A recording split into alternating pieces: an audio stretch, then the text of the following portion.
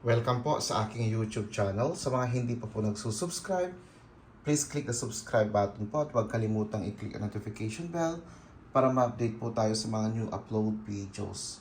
Ayan, today po ay magluluto po tayo ng simpleng puki-puki. Ayan po.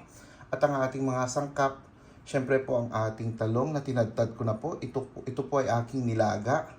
Pero mas masarap po ito pag ito po ay inihaw po. Pero wala po akong time kaya nilaga ko lang po siya. Nilaga ko siya saka tinadtad. Anyan din po ang ating itlog, ang ating kamatis, ang ating sibuyas at ang ating bawang. Meron tayong black pepper, oyster sauce, meron po tayong patis at ang ating olive oil. Syempre po nandyan din po ang ating magic sarap. Yan po ang ating mga sangkap sa ating lulutuing puki-puki po.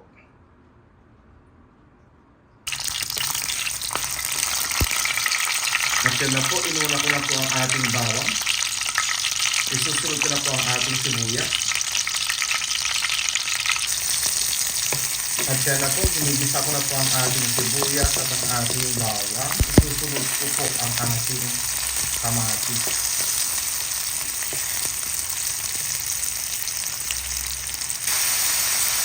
At yan na po, nailagay ko na rin po ang ating kamatis.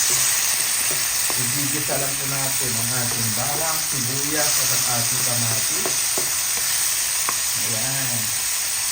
At lalagyan ko na po siya ng konting patis at black pepper together with magic sarap.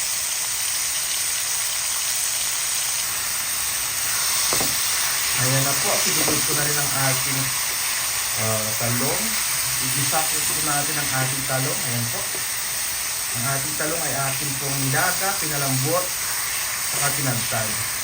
Yan, lutuin lang po natin. Igisa-gisa natin para manuto yung lasa niya. Yan.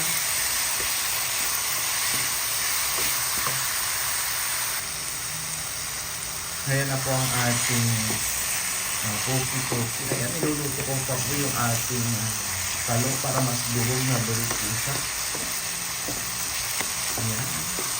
At tinemplangan ko na rin po siya. Ilagdagan ko ng konting asin at saka more on paminta. Gusto ko yung anghang.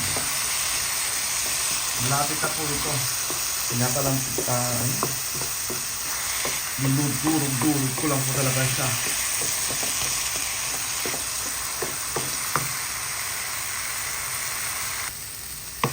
Ayan po.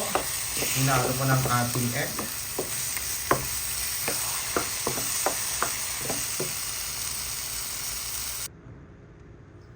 Ayan, ito na po ang ating finished product po.